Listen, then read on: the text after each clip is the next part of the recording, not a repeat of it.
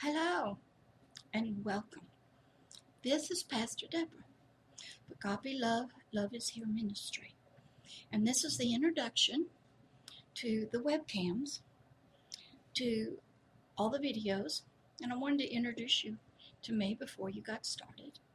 And I wanted to talk to you a little bit about what the webcam series are going to be about. I wanted to let you know that the first series is going to be a rediscovery series. And as we travel through and we learn and grow, there'll be more and more series of rediscovery. I want to let you know that I'm in a battle. I have been highly trained and educated, and I am coming to you as a partner and an ally of the most highest and mightiest general there ever is, Agape Love. I like to use the analogy that in World War II, in order to set millions and millions and millions of people free, an entire continent, nations, and resources, and the next generations and the next generations, it took allies and partners from many, many nations, highly trained in many different areas, all coming together for one purpose: to set people free. Free people cannot stand the thought of other humans and humanity being in bondage and slavery and can't get free. So I serve under a general, Agape Love, Love is Here. Agape Love is the most powerful general there ever is. It will take you beyond all borders, through every nation. It doesn't need any papers. It travels in a world that most people don't understand nor see. I am sort of a resistance fighter, an underground fighter, but I'm also out in the open, a teacher. And these videos on webcam are going to be teaching lessons. There'll be many different series that will come along to help you. And I hope that you enjoy them and that you get to know me and you get to know yourself and you get to know others. So enjoy the webcam videos. Some of them have different lengths, but the main goal of each one is to bring hope and encouragement to you, the person that you have not yet met, the person that has been hidden from most of yourself, but not from others, and to help you discover that there is more to you than you know. And because I am a trained fighter, and I work very closely with Agape Love, we're going to be doing setting some things free. If you've ever watched any of the World War II stories and how Europe was invaded, some of the countries invited the people in. Some people welcomed. Other people did not have a choice. And yet they all ended up in the same place, bondage, to something that was more powerful, more vicious, and tormenting, and vexing. So here we are.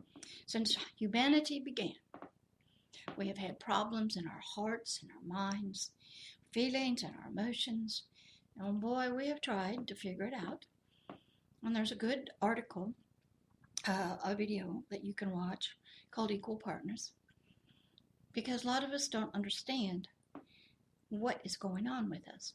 Why do all the problems that we all want to solve and live in peace and harmony and have a wonderful life, why can we not solve them? There are so many smart and intelligent people all over the world in every nation, going to school, learning, trying everything they know how to help humanity. Their hearts are so wonderful that they love and they don't like to see anybody hurting and vexed and tormented, and they're trying with every ounce of knowledge they have to figure it out. And there's resistance fighters such as me that we know you have to have something stronger than what we know. Throughout history, most of humanity believed in a connection to a higher power. And that higher power was a loving higher power. And it wanted to help us. And it wanted to touch us and caress us and be a part of our lives. Well, somehow things got messed up. And we no longer really invite a higher power into our lives to help us. And we have turned mainly to other ways, which is working some. We are getting some results. But this enemy that's unseen, that continues through thousands and thousands of generations, doesn't seem to end. The war is never solved. There's little breaks every now and then, but it goes on. Everybody's asking the question, how do I stop it? How do we end this unseen war that attacks us, that attacks our children and our loved ones? How can we find peace? How can we get along with each other? And yet there's no answers. Humanity seems to be trapped in bondage and slavery to unseen enemies that it cannot see or hear, doesn't believe in. So it has no answers. And we all plod along trying to figure it out. We're trying so hard. Every nation is trying. Every educated person, every mama, every father, everybody. We even got dogs and animals trying to help us and love us and support us. All of our spiritual leaders are trying to help us. We're all trying to be free, and we're trying to get somewhere, but we don't know where, and we don't know how to get there. So I'm here through these videos to help you. I am a special person.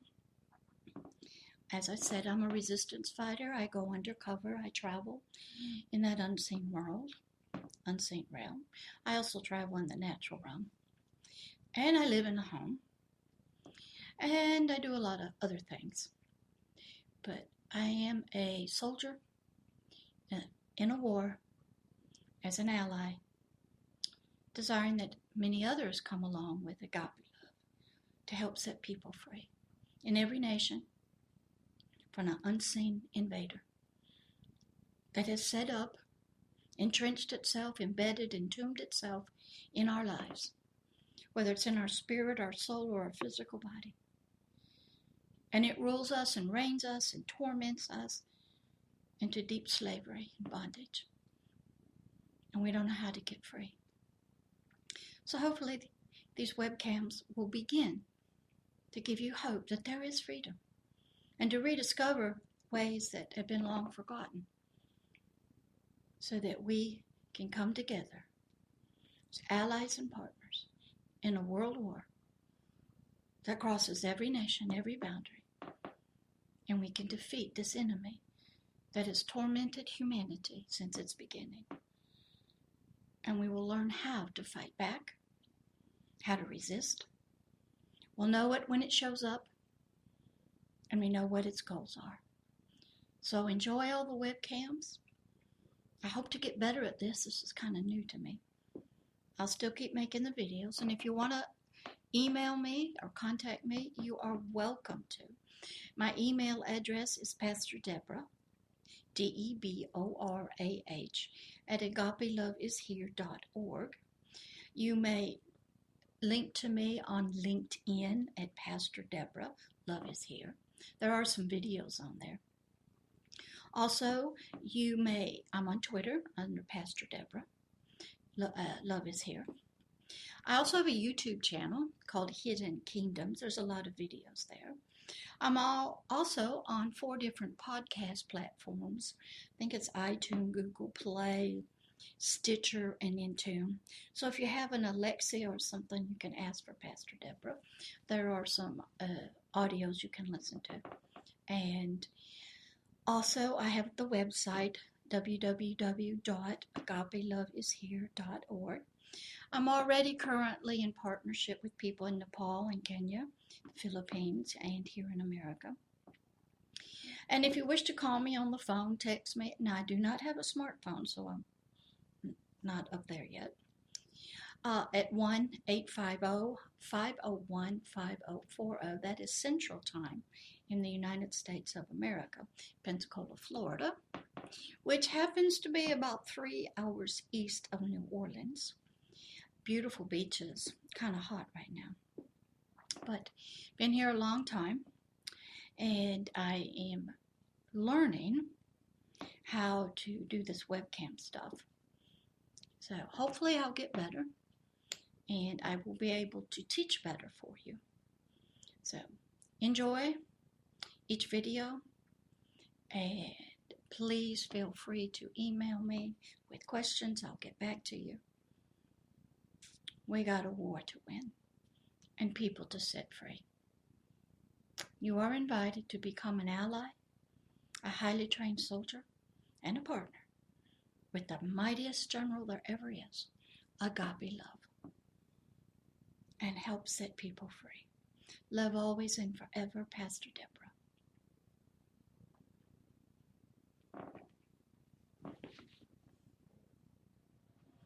Hello again, Pastor Deborah. Did everybody come back from the bathroom break and having your snacks? Okay, excuse me. We're in a big auditorium here in my house, my living room. And there happens to be billions and billions of people here, even though they're not here in the natural, they're here in the spirit.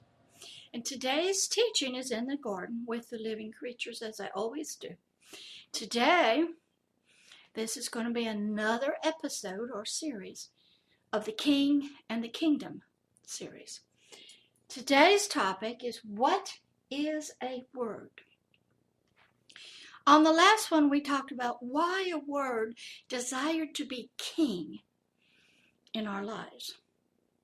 What role did it have to play? What purpose was it there in our lives? And what power did it have? What authority to be the ruler, the king of our three-part system? Today, I want to talk about, what is a word? Anybody have an idea? Somebody talking? Yes, that's true. Thoughts? Yes. Yes. What? Songs? Okay. What? Pictures? Okay. I have a very interactive audience. A lot of people, they know with me, they can raise their hand, speak up, talk, and we'd love to hear from them. Well, today I want to talk to you about, what is a word? Anybody had any classes on it since they were in kindergarten? How many of you remember being in kindergarten and we would look at a picture of something? We used the word dog. And our teacher would show us a picture of a dog, many different kinds of dogs, and we would get some letters, D-O-G. And then our eyes would see the picture of the dog. We would see the letters on the board, D-O-G. We would be told that those letters, which are symbols, and when you put them together, they spelled and they meant that picture. A lot of times in kindergarten or first grade, they have two kinds of learning. One called phonetics, where you learn to sound out the words. Because when we're little babies, all we do is hear people talking. We're listening for sounds, where our brain is learning. It's getting sounds in, and it's connecting a sound with something. I could get a cookie, and I could tell you that cookie is a dog. And over time, if I said that to you enough, you would believe the name of that thing, what I would call, or everybody would call a cookie, you would believe it was called a dog. That's how it works.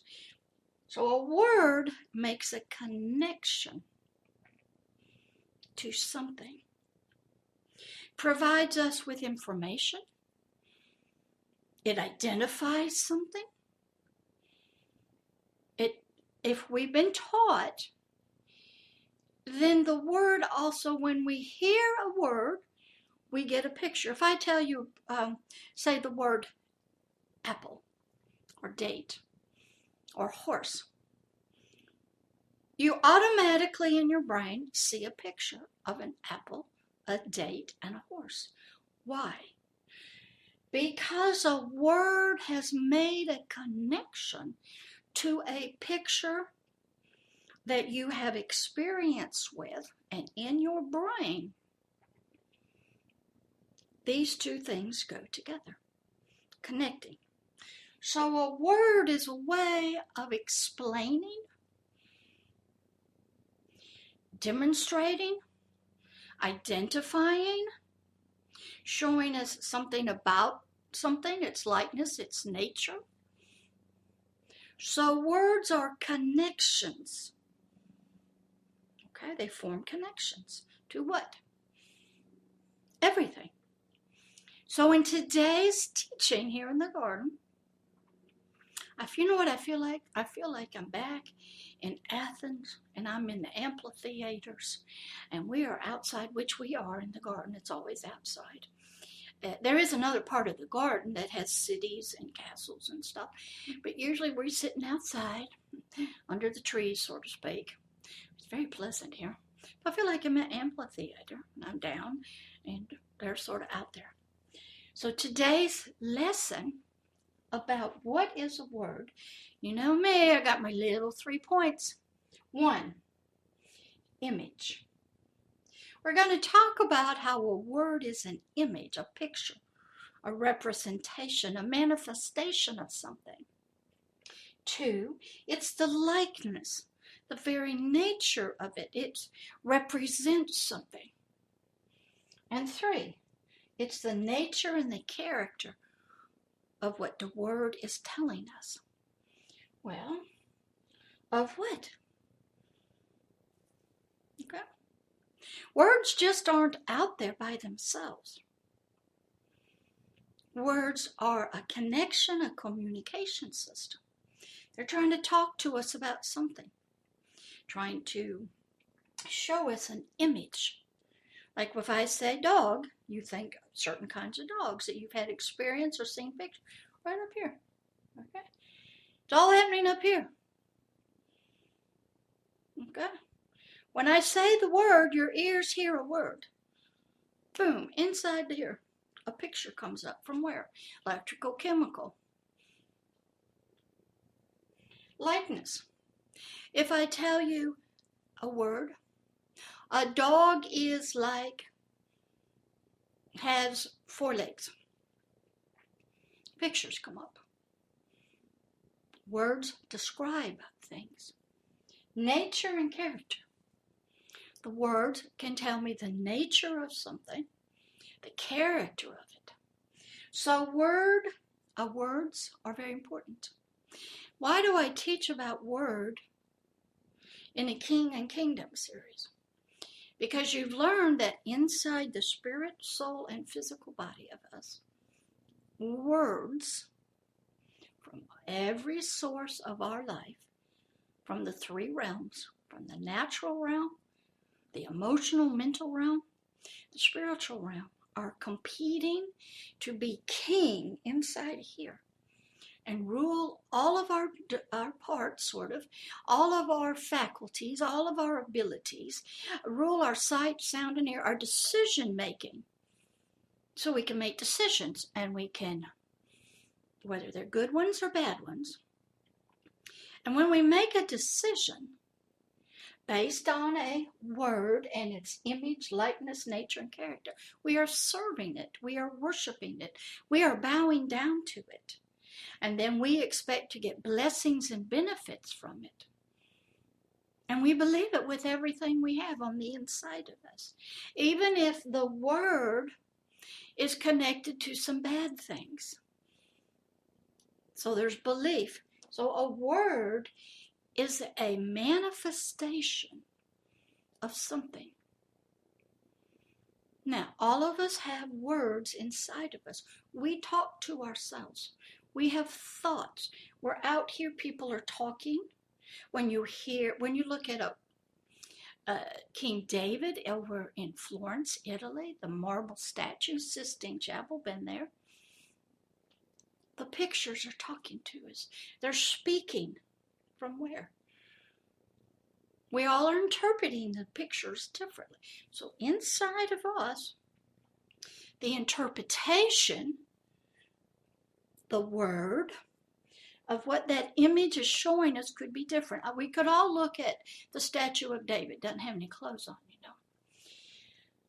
And there 10 people are there, and we could all believe and think and have different words, feelings, and emotions about the same statue. Why? Because inside of us, we've all had different experiences. We've all been told different things through communication about the physical body, about this guy David, about the artist who created it, about the artwork. So inside of us, the word is working. And the word is something like this. There's a great story. And it's like this. People are talking to us all the time. They're throwing out words, just like seeds in a field. Throwing out words, throwing out words, throwing out words, throwing out words. Songs, poems, songs, poems, poems, songs, poems, pictures, moving. People talking. Words are flying everywhere. Now,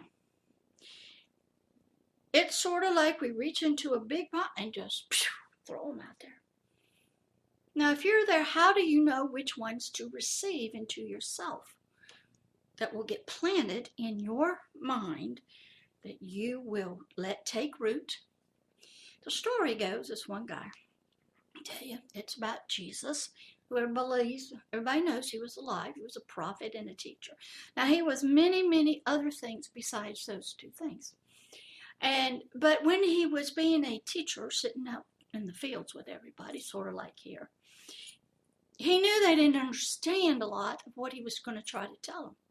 Because most people who are very, very spiritual, it's hard to explain that world to people who aren't there yet. So you have to talk to them in parables or fables.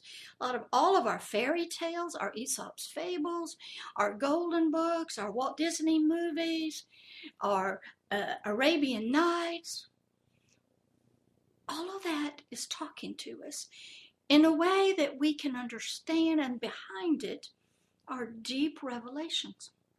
So this guy named Jesus, sitting out in the fields, and he's talking. He starts talking about that. He's like a sower. He has a word to throw out, okay, to speak to people. Throwing words is like speaking. Singing songs, writing poetry, talking, communicating. It's like throwing seeds out in the field. He said, okay. Now, the seeds fall on a field. And of course, the person who is speaking the words, doesn't matter who it is, mamas, dad, kings, crown princesses, dogs, animals, we're all trying to communicate something. And we want somebody who's listening to believe us. So Jesus talks about how when a sower throws the word out. Okay. Now here's where the revelation comes in. He said the seed, some of the seeds are good seeds. Some of them are like not so good seeds. But they both want to be planted into your heart, into your subconscious mind. It wants to grow up and sprout and produce fruit. Now, if good words come along, okay, let's say, and try to tell you, you're a nice person. But on the inside, your heart is hard. It's a rock. You've been hurt. You've been abused. You don't believe somebody. They're another faith. They got a different religion.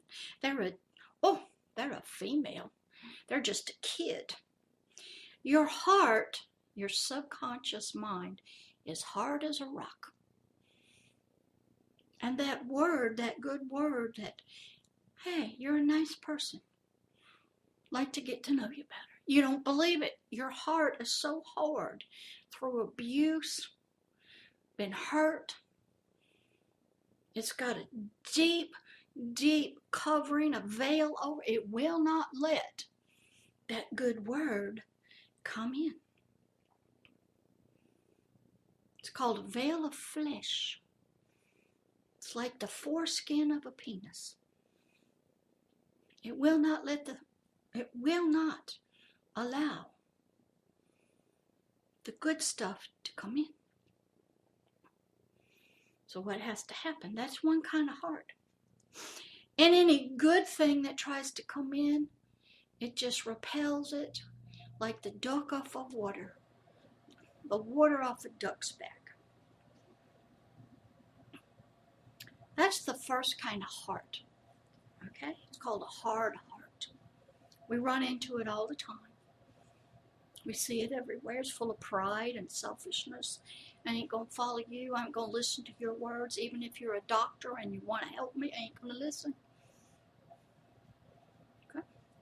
The second kind of heart that a word is trying to implant its image, likeness, nature, and character in is something that it does get planted, but it's got real little bitty soil. And there's a lot of rocks around it. And there's not much water. The seed gets in it, and it sprouts, sends down its roots, and a little bitty thing comes up. But then here comes the sun, test time. Here comes some bad stuff happening. Somebody hurts you. Somebody lied to you. Somebody steps on your toes. Somebody steals your money. Somebody abuses you in all sorts of ways. Can't trust anybody. When that happens, the little word that got planted cannot survive. Withers away. Never got a chance to bring forth its image, its likeness, and its nature. So the soil, the heart, stays hard, protected, dried up. Ain't gonna let nothing in. Then there's another kind of heart in your subconscious that somebody has come along and loved on it, not asked anything of it, just loved you. Don't want anything from you. Don't want to be an ambassador with you. Don't want any money from you. Don't want anything. Just want to love you as a human being. And that love starts pouring in. And the person starts believing. That hard heart starts softening. And it starts allowing a word. Not the kind of love that's sexual or between a man and a woman or a man and a man. Okay? It's a different kind of love that's coming in. And it starts breaking up that old hard soil. So a word can be received.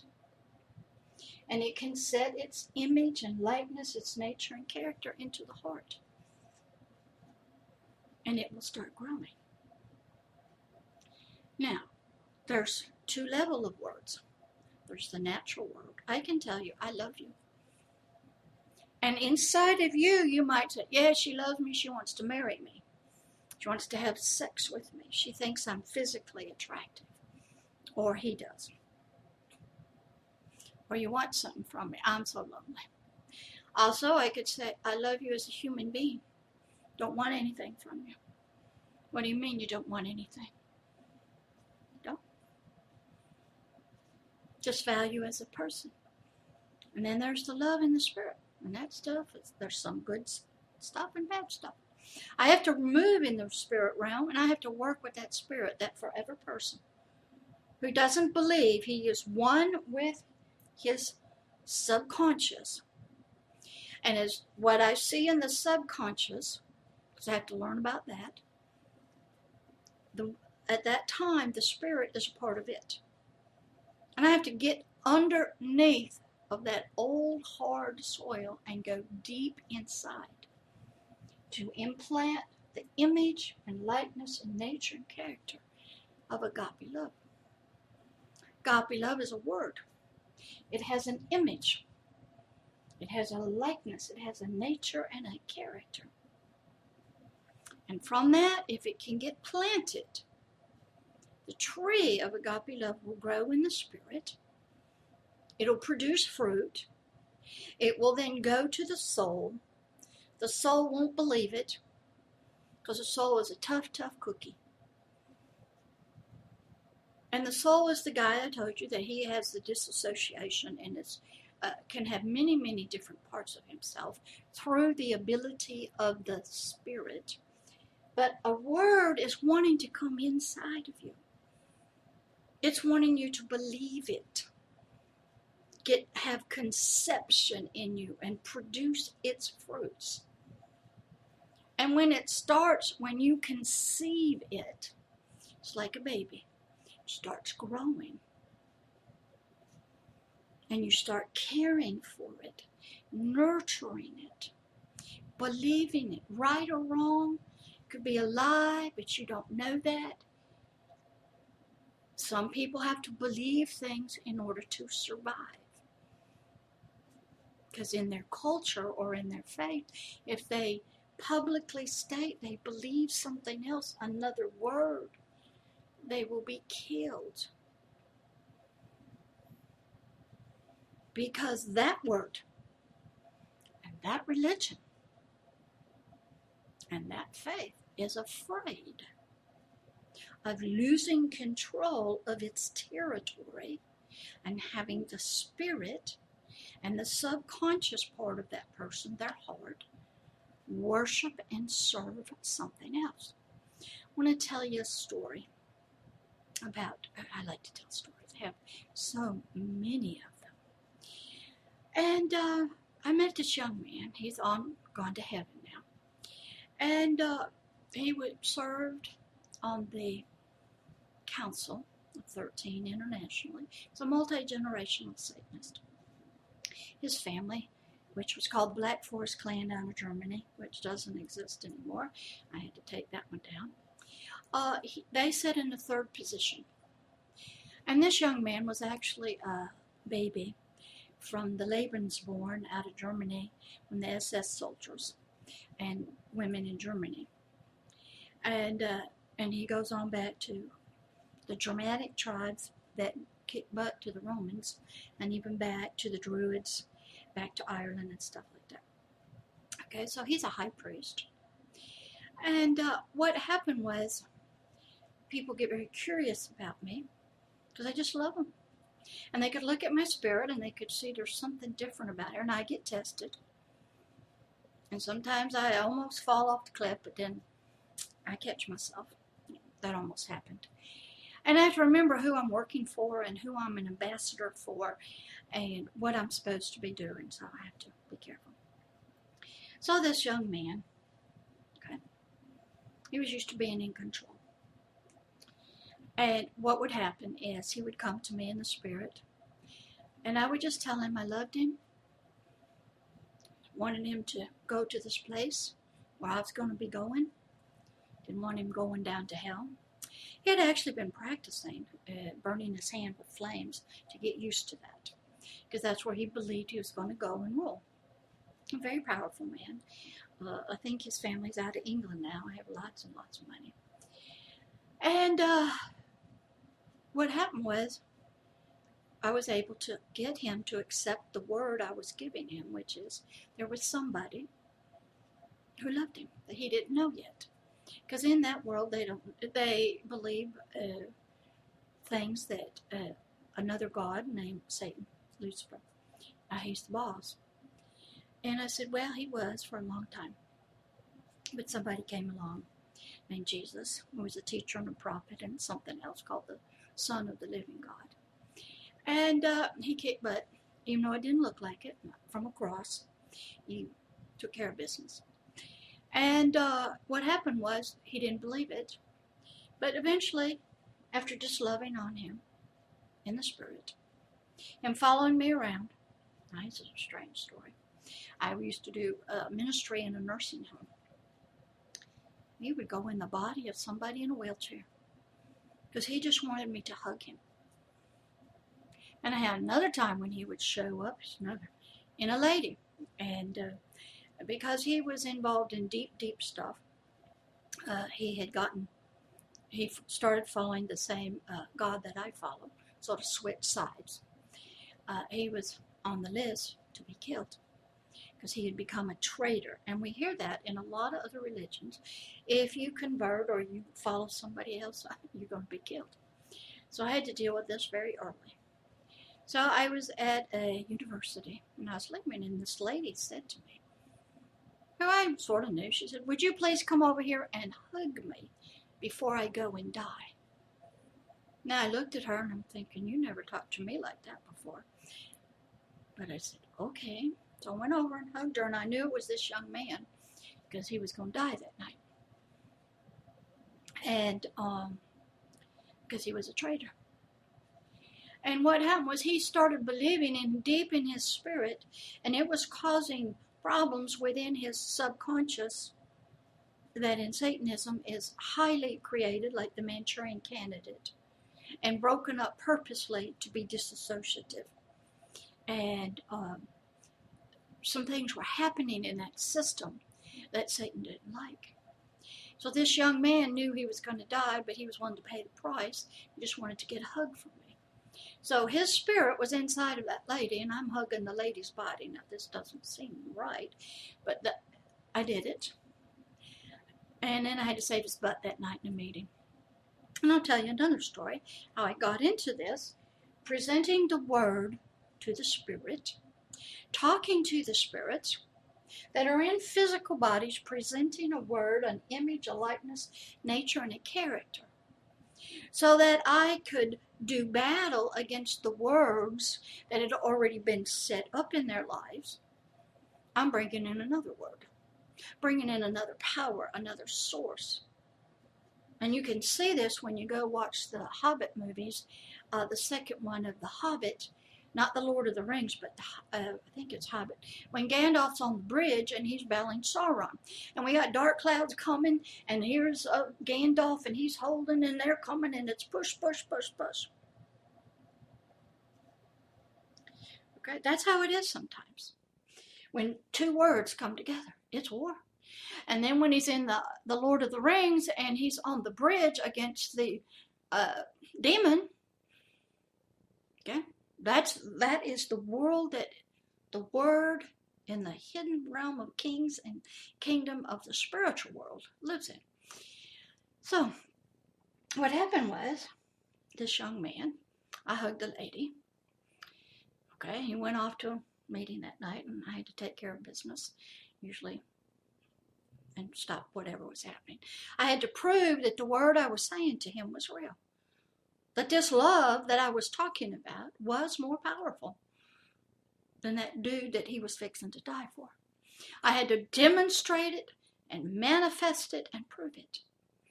So the word will back itself up. Now, this other case had to do with, I was approached in church, and somebody wrote me a note that another high Satanist who worked with the mafia and some other bad gangs and stuff wanted to meet me. I go, okay. But he wasn't there physically. His daughter, who was 9 years old, was. And she was going to meet me on some steps outside, and the two of us physically were going to sit there. But there were going to be three of us spiritually there. Now, this is how hard I had to learn how to move from the natural world into the spiritual. I had to go and sit with a little girl. But no, there were three human spirits there, interact with the man, interact with the little girl, and me be there. Whew, that was hard. But that was some of my training. They were asking, they were challenging this word. Earthquakes were happening in their world, which is happening right now over in the Middle East. Okay, another word with some power in it, bringing in another image, another likeness, another nature and character of something that these people know not of. And it's causing problems spiritually, where Satan has controlled, where darkness and ignorance and other words have been king and rulers. So what is a word? It's a connection. But it's also an image of something. It's a picture. It's poetry. It's a song. It's a marble statue. It's a Sistine Chapel. It's a bridge. It's a building. It's a house. It's a person. It's a word. It's the likeness of something. It shows something. Some words, their likeness are not very nice. Dark. Go watch The Lord of the Rings and the Hobbit trilogy. Go watch another movie. I just saw it today. Started crying at Walmart. The Book of Eli with Denzel Washington. Excellent. The power of words to control people. You'll see that in the Book of Eli. That after some great war and the earth was trying to come back, they had lost words. They had lost the written word, and Eli was blind. And he had learned Braille. He had learned the King James Version. And this one man who was in the town, he knew if he got that book, he could control people. Words control people. They're connections. They have hooks in them. They have connections. They have pictures. And what comes with them? Power. So what is a word? One, it's an image of something. Two, it's the likeness of something. And three, it is the nature and the character of something. Now, like I said, if you watch the movie The Matrix, the trilogy, Neo gets stuck in some train station. He meets somebody. And he's talking to this guy who's going to put his little daughter on a train. He says, "Oh, you love her?" And he said, "What is love? It's just a word. It's a connection between two people." And what people are afraid of is losing the connection between two things that this word provides. The word's a connection. Okay? The word has fruit. The word has power. We learned that last time. So in my travels, and what I'm called to do is to reach into the deep, dark spiritual world where people have been given words and they believe things. And I'm to come in with a different image, likeness, nature, and character, start demonstrating that word to them. That what they believe is not the truth. And there is something more powerful than what they believe. And there is an image and a likeness that is more loving, more merciful. And it does not threaten you. And it does not control you. And it does not threaten to cut your head off if you go some other way. It's nature and character, the word I represent. It's not after your money. It's not after your physical love. It's not a sexual love. It's a love for the spirit. A deep connection. So what is a word? It's an image of something. And it desires to be in here, in your mind, to create pictures, memories, images, connections. It has a likeness.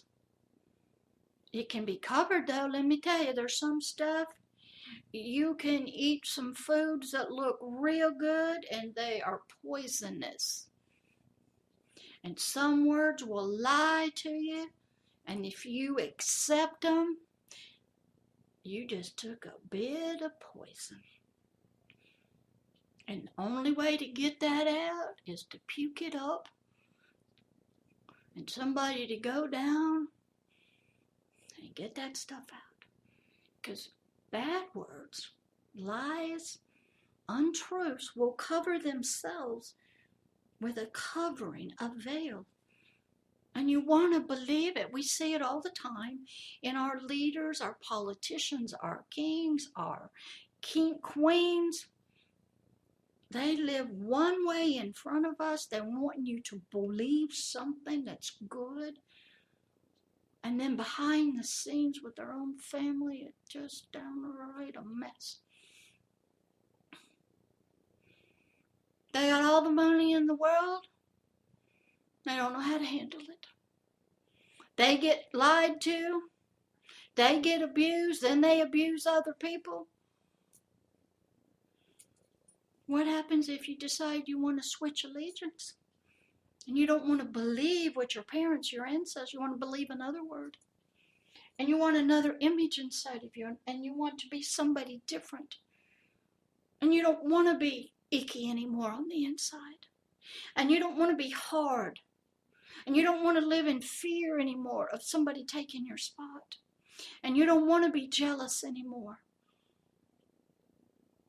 And you don't want to be a multimillionaire, billionaire, stepping on everything to get there. What happens when you don't want that?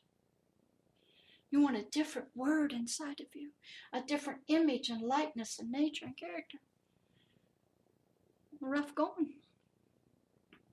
What happens if you don't want to have mental health problems anymore? And the world is telling you, just learn to manage it. Got to live with it. What happens if you find a word that says you can be healed from that? Maybe it's not all chemical. Maybe it is. Maybe there's some spiritual there. You study the Catholic Church. Now, they've done some bad stuff.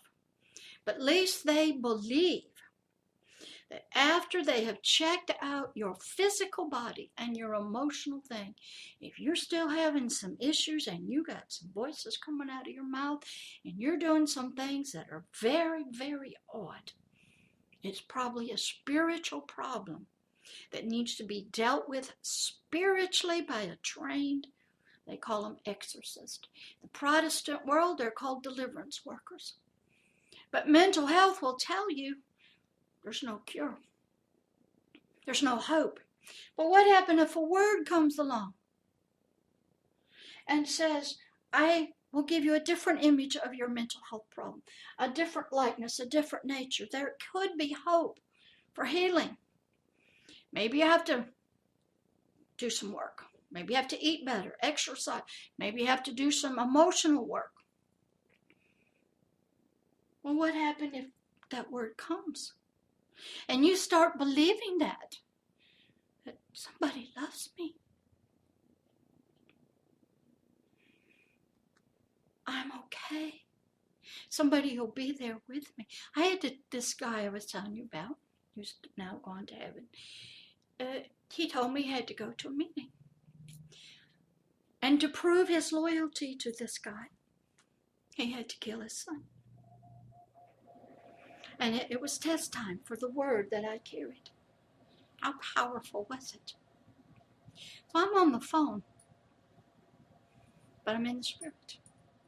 I had to send an angel, and I had to go myself and stop his hand mid-air so I could show him that no matter how many of the evil things he had, and even though he could not stop himself, I had the power from a word that I believed in, from the king I serve, that it was more powerful than king he was serving.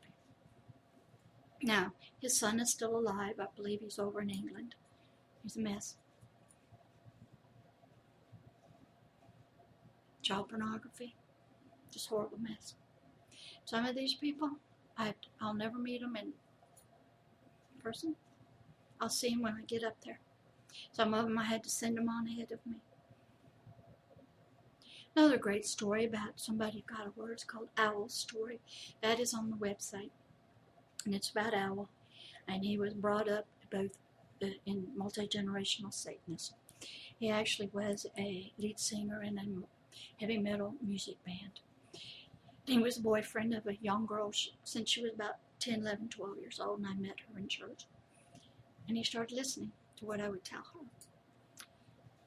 And then he started challenging me. The letters are all on the website. And he wrote to me because his time was up, because the young girl had to marry her father, which happened to be the guy I was just telling you about, who's in heaven.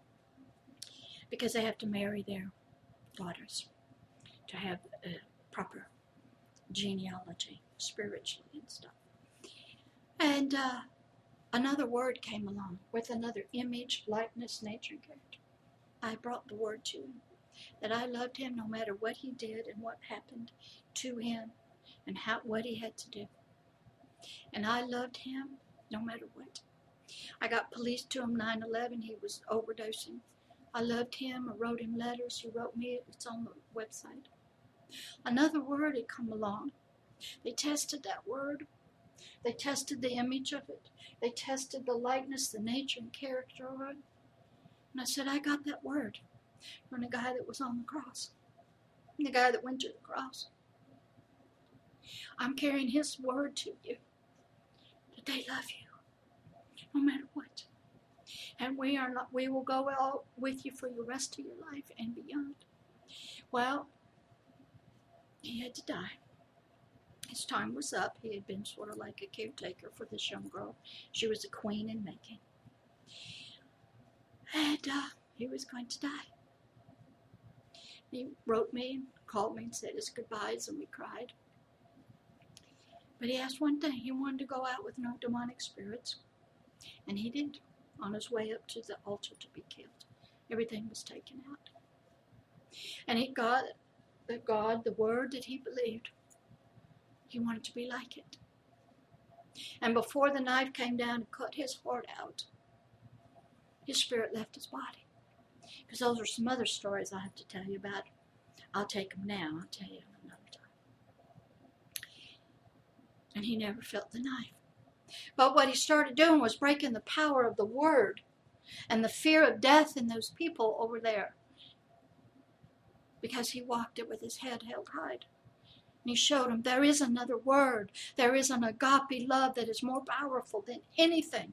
And it has a different image. It will make you different. It has a different likeness to it than anything they knew. It has a different nature and character. And a lot of people don't understand that from other religions and faith. That the gods that they are serving do not have the same word and words like this. So when I come in, I bring in a different word. I bring in a different image, a different likeness, a different nature and character. And we have war, not only on the inside of the person, but in the nation, within families, and within the spirit realm. And it is tough. I had to learn the hard way. So, what is a word? How does it relate to the king? The word is a connection, and it wants to rule your life. Spirit, soul, and body. And it has an image, and it has a likeness, it has a nature and a character. You ask yourself, the words that you believe, what kind of image are they? What kind of likeness are they? What is their nature and character? So I wanted to give you this next teaching on the king and the kingdom, because it's involving this system, this kingdom of spirit, soul, and body. A word is a spiritual thing. It has power. Doesn't matter if it's a good word or a bad word. They all have images. They're all connections. They all have likenesses. And they all have a nature and a character. The words represent somebody and something. And they want to rule our lives. So please enjoy this. I'll leave the board up for you to take notes. And I'm going to go and do some other work. I got to get another Mental Health and Forever Person podcast ready. But enjoy. I've enjoyed teaching you. This has been a longer one. And you've heard some more of my stories. Those are up on the website. You can read them. Al's stories are actually up on YouTube. Some of this I've had to keep quiet because it deals with international people, high-ranking people, a lot of business people, kings, politicians, governments, judges, lawyers, people, big stuff. But I am trusted to be able to deal with them and behind the scenes. Remember, don't forget to go watch the movie The Speech Therapist, because you'll learn about me. I'm like the speech therapist with the King George. And go watch the book of Eli. And if you happen to be from the Middle East, go watch The Day of the Falcon. Everybody go watch Jupiter Arising, Ascending, I think it is, about rulership when you have everything.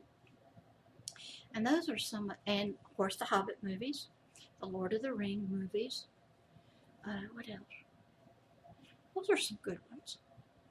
And they'll help you. Oh, Neo, the Matrix's trilogy. Remember, I think I told you that Neo was thinking about doing 4, because Neo is a wonderful character that represents all of us. Everybody needs a Morpheus in your life, and you need to discover things, get rid of all the fear and unbelief and doubt, have some powerful experiences. Slowly you learn your purpose. Right now, we're just talking about a word. You all hear them. We hear them in church. We hear them in the synagogues. We hear them in the mosque. We hear them from people, from family, from culture. We hear them. They all have an image attached to it, pictures and purposes. They all have likenesses. They all have a nature and a character. And they all want to rule our life. Enjoy, and I'll see you next time. Love, Pastor Deborah.